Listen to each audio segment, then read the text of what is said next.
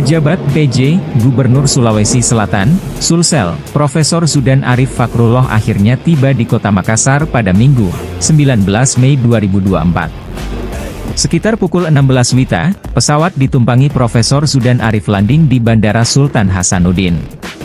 Profesor Zudan disambut PJ Sekretaris Daerah, Sekda, Sulselmu Arsjad serta jajaran Kepala Organisasi Perangkat Daerah, OPD.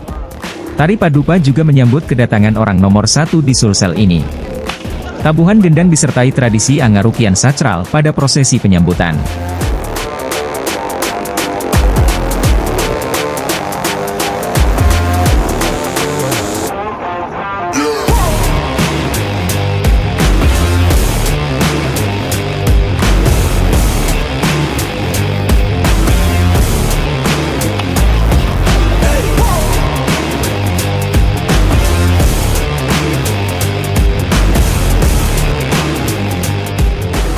Download Tribun X sekarang, menghadirkan lokal menjadi Indonesia.